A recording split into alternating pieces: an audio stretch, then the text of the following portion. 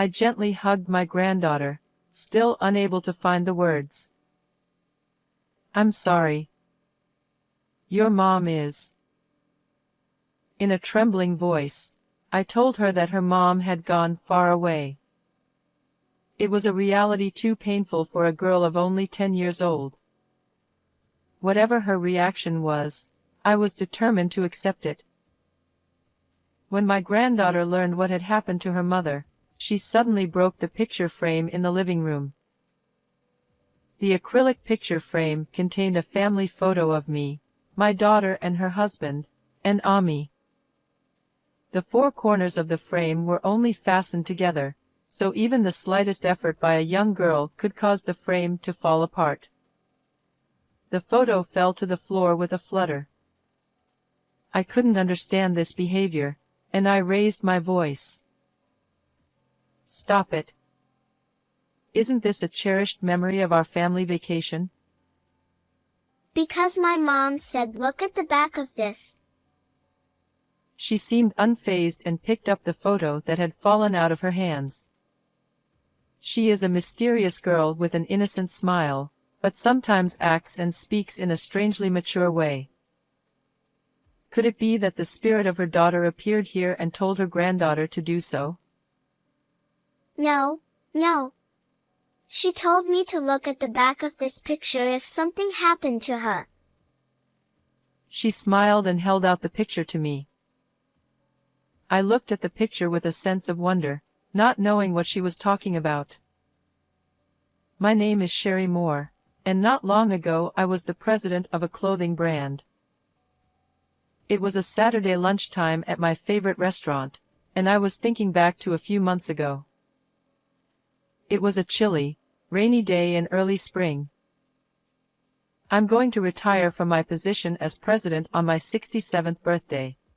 When I told my daughter Mary, she was very much against it.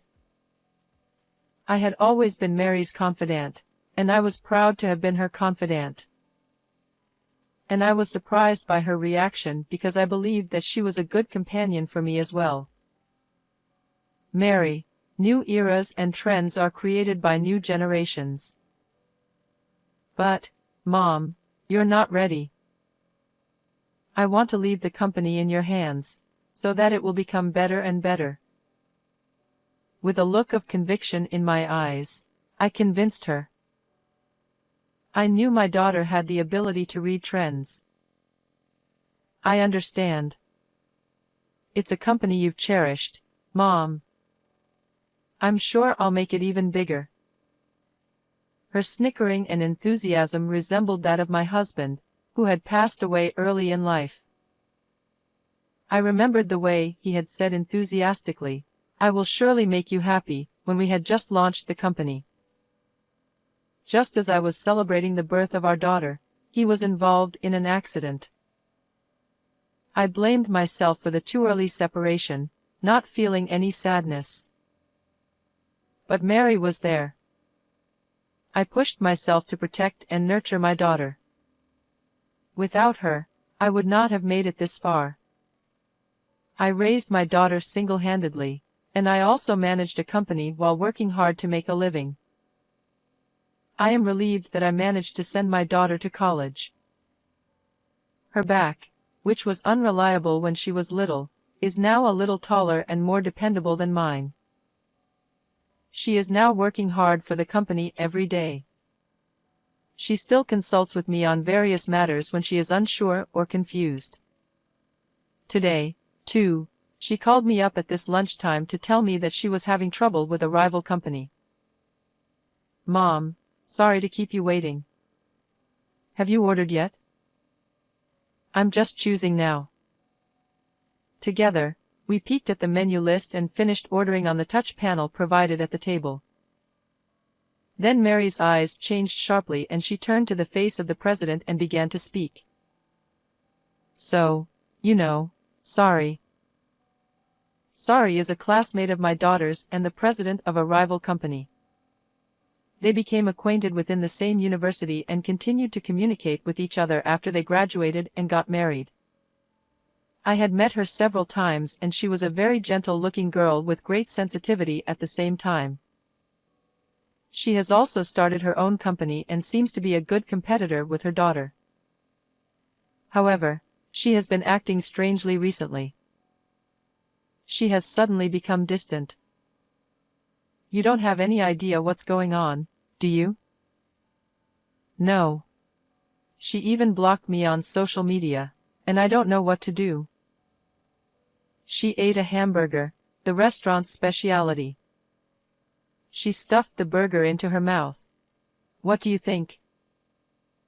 This kind of consultation had happened to me several times before.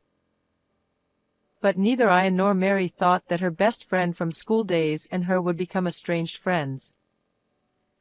It would have been better if they could have met and talked, but apparently that is not easy for them either. And David, too, sort of. She looked troubled. David is Mary's husband and executive director. He's been making a lot of mistakes at work lately, and he can't get anything done without me covering for him. Is that so? Not at all. He forgets to bring documents to meetings with clients, arrives late for meetings with his hair in a sleeping habit. David's stories of failure continued, and Mary found them stressful. I am grateful to you, Mom. I admire you so much for raising me and running your own company at the same time. But, she continued with a downcast look on her face, that's why I want to run my mom's company properly and I don't want him to mess it up. Finishing lunch, we headed outside. I smiled at her as we basked in the early summer sun. He's working hard, I know he is. They say that failure is the source of success, and it's just the beginning. Mary's cheeks puffed out as if she was unconvinced. About 2 weeks after my lunch with Mary, we had a family get-together for dinner. Our family has dinner once a month on the third Saturday of the month. I always looked forward to this meal more than anything else. Since my husband passed away, I have been estranged from my relatives and have no friends nearby. Since I had retired as president, I rarely talked to people, so I was even more excited now. I couldn't wait to get out of the house and arrived at the venue 30 minutes early. The place was a slightly rich Chinese restaurant, renowned by word of mouth as a hidden gem. The waitress couldn't help but giggle when she saw me getting too carried away. Oh no. I'm crazy. I was shown to a table with a reservation tag and waited for my daughter's family to arrive. I looked out the window and saw someone walking quickly under the trees. It was Sari. I leaned forward involuntarily, but it was all I could do to follow her through the window pane. Ever since Mary had told me about her, I had been somewhat concerned about her. Her brisk walk gave no indication, but I wondered what she thought of Mary. When you are in the same business, even as the president of a company, don't you get along well with each other? I did not have many friends like that, but we did not have many disagreements. That is why it was difficult for me to be close to Sari's feelings and Mary's feelings. While I was thinking about this, Mary and her family came to me with surprised looks on their faces. Mom, you're up so early. Well, I think I got the time wrong. Ha ha ha. I urged them to take their seats.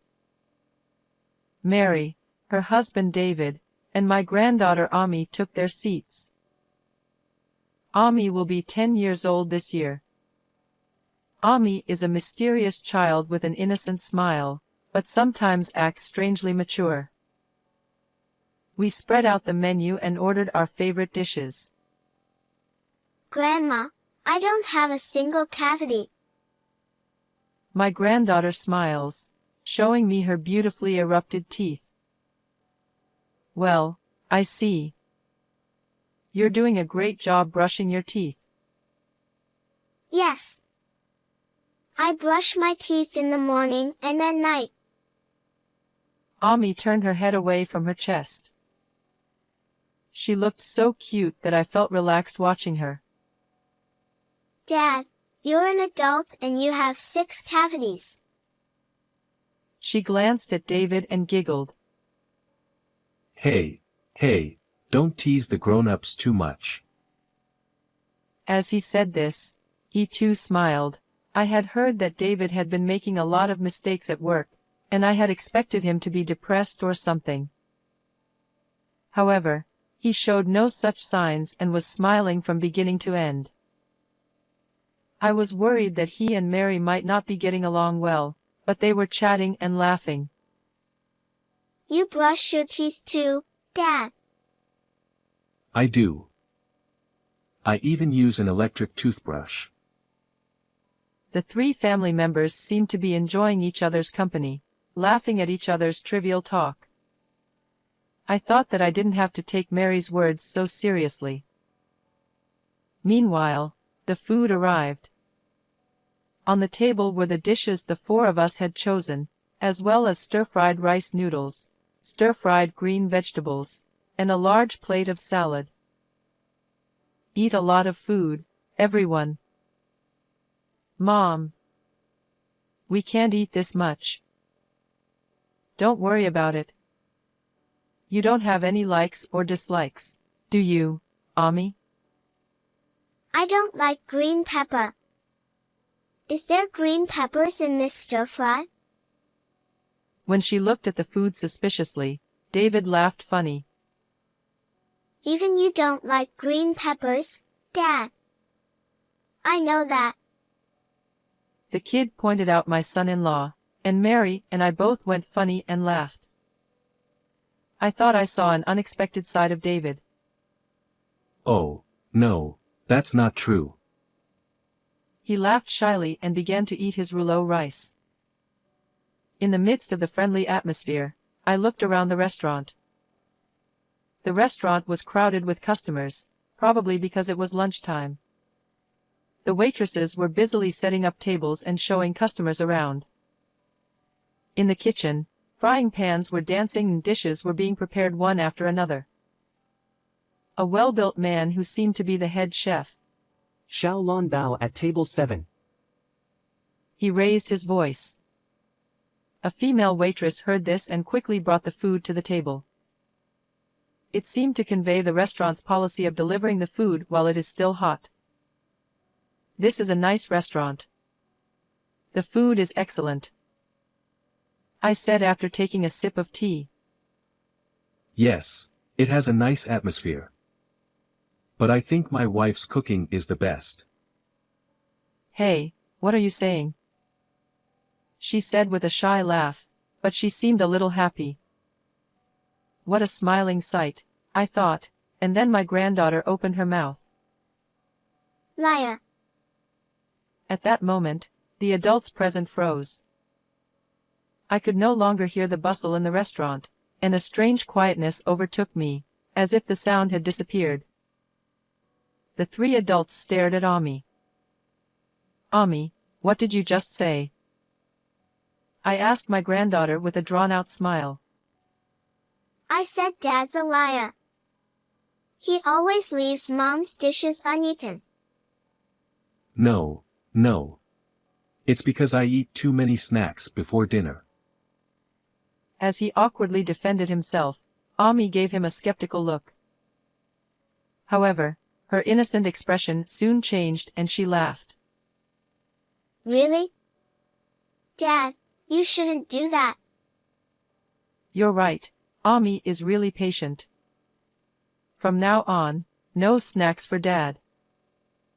Oh, no, of course not. We immediately burst into laughter, and the 3 of us were back to smiling. Before we knew it, we could hear the sounds around us, and it seemed as if the lively atmosphere had returned. After eating apricot pudding for dessert, the dinner ended without a hitch. On my way home, I reluctantly said goodbye to Mary and the others, and we exchanged greetings. Thanks for the food, Grandma. Bye-bye. See you later, Ami. She ran off in the opposite direction of the road I was going home, waving her little hands in the air. I wondered what my granddaughter had been like today, and I noticed that both Mary and David were smiling as if to cover it up, saying, "She's always like that." Mom, we'll see you next month. We'll treat you next time. With that, the two of them disappeared into the hustle and bustle with my granddaughter. As usual, they dined together in a pleasant mood and chatted happily. As we parted, I felt the same sense of reluctance in my heart as usual. However, I feel as if I have developed something that bothers me like a thorn in my heart. Mary and I exchanged "see you next month" greetings, but this was unexpectedly betrayed. Within a few days after the dinner, my daughter was involved in a traffic accident. I rushed to the hospital, but it was already too late. She was only 38 years old. I couldn't believe it. Why did she? She was lying in the hospital bed with her eyes tightly closed, and David came in and quickly went out into the hallway, but it was not my imagination that I could hear his sobbing voice. Both he and I were saddened and could not say anything for a while. David, who had regained his composure earlier, told me with a tear-stained face, I'm sorry. I have a meeting in a few minutes. Can you pick up Ami and take her home? "Well, do you have a meeting?" Also, I think I'm going to be flabbergasted and will be out of the house for a while, so I need you to take care of Ami for me. I said, "Okay." It was all I could say. As he left, I watched him go. I was stunned by the suddenness of the event. I was not strong enough to act as quickly as he did after losing a loved one. The days I had spent with my daughter passed through my mind in an instant. I almost overlooked the fact that my granddaughter was among them. Right now, Ami is leaving school at this time and does not know about this yet. How should I tell her about her mother's death? Puzzled, I decided to go to my daughter's house. Using the duplicate key in the mailbox, I entered the house and began preparing to take care of Ami. Soon after, Ami came home. Grandma? She must have seen me and guessed something. She put her pastel-colored bag down in the living room and approached me. She was staring at me curiously, without her strikingly innocent smile. I hugged her gently, still unable to find the words to say. "Ami, I'm sorry. Your mama is." In a trembling voice, I told her that her mother had gone far away, a reality too painful for a 10-year-old girl. Whatever her reaction was, I knew I had to accept it. However, she slipped out of my arms and picked up a picture frame displayed in the living room. In the acrylic picture frame was a family photo of me, my daughter and her husband, and Ami. Ami? She stared at it for a moment and then suddenly broke the picture frame. The photo frame, which had only 4 corners fastened together, came apart immediately with even the slightest effort by the young girl. The picture fell to the floor with a flutter. I couldn't understand what she was doing, so I raised my voice. "It's a precious memory of our family vacation, isn't it?" Because Mom said to look at the back of this picture. Ami seemed unfazed and picked up the fallen photo. Did the spirit of her daughter appear here and tell her granddaughter to do so? No. She told me to look at the back of this picture in case something happens to her. She smiled and held out the picture to me. I looked at the photo with some trepidation, not knowing what she was talking about. When I turned it over, I saw that in Mary's handwriting, she had written, My husband is after me. I could see that she was trying to convey something in her scribble. What does it mean that her husband, David, is targeting her? I don't remember hearing anything like that from Mary. Did only Ami and Mary know about this? Is there any connection between this message and Mary's death? Did David kill Mary? He had never shown any sign of such a thing, and just a moment ago he was in the hospital with me, mourning Mary's death. Various thoughts were going around in my head, and I was at a loss for words. Then, David came home, mumbling and blabbing. Oh my God. I can't believe I left my files here. I took the opportunity to catch him and question him. David, I need to talk to you. Please come this way. No, I have a meeting. He seemed to want to avoid talking to me. He looked as if he was trying to hide something or knew something he did not want me to know. I held up the message on the back of the photo in front of his eyes as he was about to leave. What is this? He looked it over quickly. Jeez. He muttered quietly. He instantly looked away. I pressed him further. Answer me. These letters are written by Mary. I don't know. My wife is dead, and what is this naughty prank? Mary told Ami to look at this if something happened to her. How come you don't know? Mary gave Ami a message. He was obviously upset and his eyes were glazed over, and gradually he began to sweat as well. I tried to get him to tell me what was going on, but he just kept saying he didn't know. At that moment, Ami said from the side. No wonder Dad doesn't know. Neither Mom nor Dad talk about anything at home. Ami, stop it. Mom told me. She says that you don't listen to her, and that it's a waste of time to talk to you. The other day, your mom and dad were talking nicely. That's because they didn't want Grandma to worry. So they were trying to make it seem like they were getting along, she said. Ami, shut up already. Don't tell lies. It's the truth. You're the liar. Who is the liar? David was furious and pumped his fist in the air. I jumped on him, knowing that he was going to hit my granddaughter. Don't you dare touch Ami. Let her go. He raised his fist and slammed it down on my back. Ow. Grandma. I fell to the floor with a dull thud, and Ami approached me and looked into my face worriedly, tears threatening to spill from her moist eyes. If I didn't do anything, David would beat the shit out of both of us. He was mumbling something, his face turning red and his shoulders shaking. It's her fault. All of it, all of it.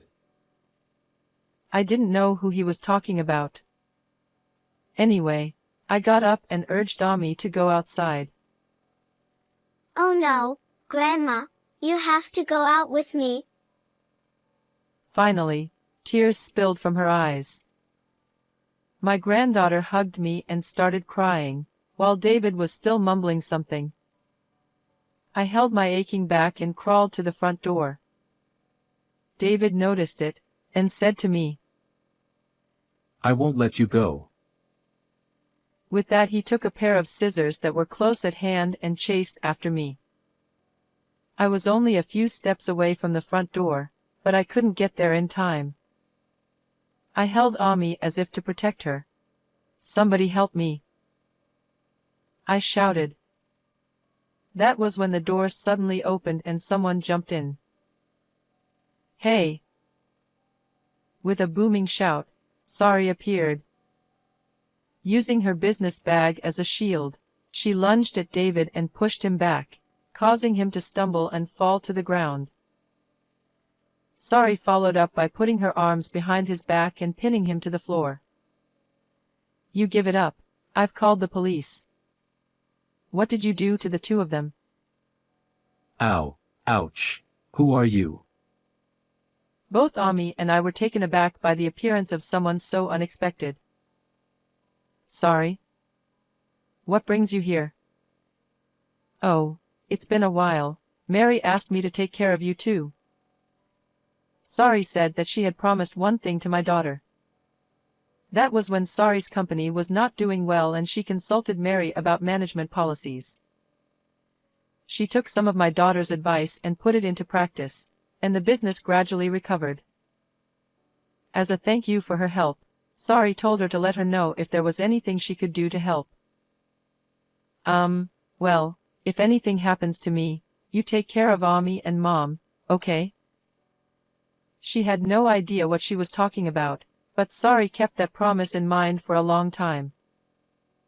I knew Mary had the ability to see something ahead of time. So I believed that there would eventually be something. Nothing was better than nothing. She chuckled. So I investigated what was happening near Mary. As she hired a detective to investigate, she became concerned about David. At first, she thought that he was Mary's husband and that some related matter could have come up. But then she realized that it was a bit unusual. What do you mean? You know that he had Mary cover for his mistakes at work. Of course I knew that. But what does that have to do with this? David groaned in frustration. It's her fault. Mary always helped me as a matter of course. It was unnecessary. It made me uncomfortable. Uncomfortable? Is that what you thought of her? She has damaged my self-esteem. I'm the managing director. He had a recrimination against Mary. And out of that resentment, he was planning to take over the company. After everything was exposed, he started ranting and raving about things we didn't understand. Sari held him down firmly. He continued to rant and rave. I thought today's car accident was lucky. I thought I had a chance to take over the company. No way. You were crying in the hospital. I heard his sobbing voice. Was that an act, too? Acting? No, it was not. That was a cry of joy. Instead of mourning my daughter's death, he was secretly rejoicing at the opportunity to take over the company, and that was why he was shedding tears. His character was truly twisted. I was shocked and speechless. But my granddaughter said clearly, You're disgusting. You're not my dad. Just then, we heard the sound of a police car arriving. A strong police officer entered through the open front door, followed by a slender, middle-aged police officer. David was seized by the strong police officer and dragged away. We explained the situation to the middle-aged police officer. Sorry, I don't know how you managed to rush him. Despite appearances, I used to do karate as a child. Immediately after, the police officer warned her not to do anything dangerous. For a while after that, Ami and I lived together. At her funeral, we received messages of condolence from business partners and friends, and Sari also attended the ceremony. I am so glad that we were able to send her off together. David was interviewed by the police, and when I saw him again a few days later, he looked a bit worn out. I had a large bruise on my back where he had hit me, and on Sari's recommendation, I went to the hospital and had a medical certificate written and submitted where it should be submitted. I don't know if it was a result of that or not, but David was found guilty of assault. I think he is in jail right now, and I have decided to adopt Ami and raise her myself. I felt like I didn't have the strength or energy to do so. However, I could not collapse for Ami's sake, and I had to protect this child Mary had left behind. I think I'll hang on for a while longer, I vowed to myself secretly, staring at my granddaughter's sleeping face. After the funeral, I accepted an invitation from Sari and went to a stylish cafe near her office. There she told me that she had not really disliked Mary. I'm ashamed to say this, but I was jealous of Mary. Jealous? Why? Because I realized that no matter how hard I tried, I couldn't beat her. She became convinced of this when they discussed management policies. I was so jealous and frustrated that I ended up blocking her on social media and keeping her away from me. She told me that much and took a sip of her latte.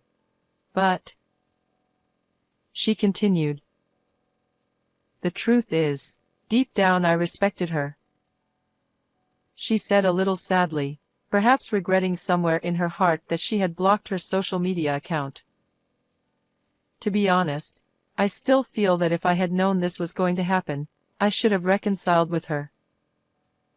To Sari, Mary was both a rival and a person worthy of respect.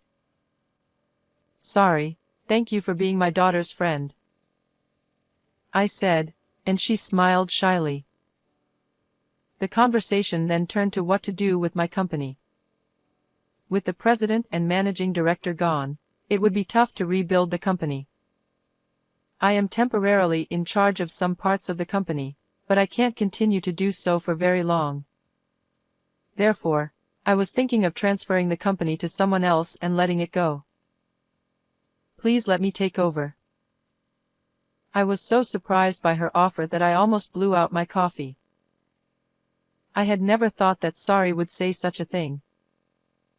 But I know it's a lot of work. But I also want to preserve the company that Mary and you have cherished so much. Please let me take care of it, please. She bowed deeply. I hesitated. But her enthusiasm pushed me to leave it to her. I understood. I will try to move our board meeting in that direction. Oh, thank you very much.